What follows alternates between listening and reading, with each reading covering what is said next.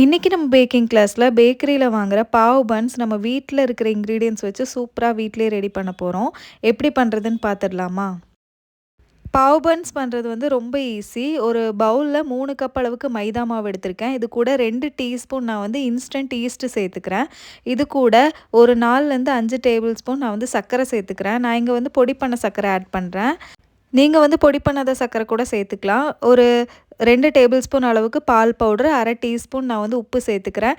இது கூட 1 1/4 கப் அளவுக்கு லைட்டா சூடா இருக்கிற பால் சேர்த்து நல்லா சாஃப்ட்டா பெசஞ்சுக்கிறோம். இது கூட வந்து நான் ஒரு முட்டையும் ஆட் பண்ணியிருக்கேன்.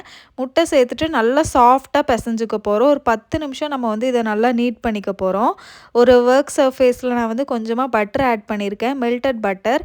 அது கூட நம்ம ரெடி பண்ணி வச்சுருந்தோம்ல அந்த டோ வந்து சேர்த்து 10 நிமிஷத்துக்கு நல்லா பெசஞ்சுக்கலாம். இந்த மாதிரி இழுத்து இழுத்து பெசஞ்சாதான் நம்மளோட பன்ஸ் வந்து ரொம்ப சாஃப்டாக கிடைக்கும்.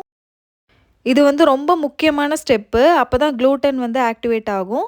அப்போ தான் நம்மளோட பன்ஸ் வந்து ரொம்ப சாஃப்டாக இருக்கும். இதை வந்து இன்னொரு பவுலில் ஆயில் கொஞ்சமாக க்ரீஸ் பண்ணிவிட்டு 1 ஹவருக்கு ஃபஸ்ட்டு ப்ரூஃபிங் வைக்க போகிறோம்.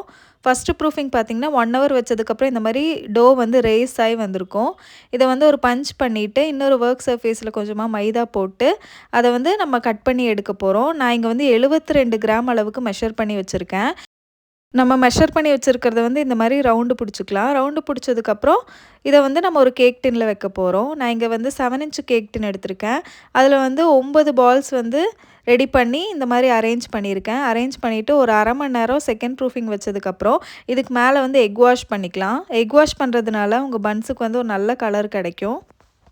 நம்மளோட ஓவனை வந்து 2 ராடுமே ஆன் பண்ணி 180 டிகிரியில் 10 நிமிஷம் ப்ரீ ஹீட் பண்ணி வச்சுருக்கேன். அதுக்குள்ளே வச்சு ஒரு 20 நிமிஷம் நம்ம வந்து பேக் பண்ணி எடுத்தோம்னா சூப்பர் சாஃப்டான பாவ் பன்ஸ் வந்து ரெடி ஆகிடுச்சு. உங்களுக்கும் பேக்கிங் கற்றுக்கணும் அப்படின்னு நினச்சிங்கன்னா நம்ம சேனலை மறக்காமல் சப்ஸ்கிரைப் பண்ணிக்கோங்க. இந்த வீடியோ பிடிச்சிருந்தா எனக்கு ஒரு லைக் கொடுங்க. அடுத்த வீடியோவில் பார்க்கலாம். தேங்க்யூ.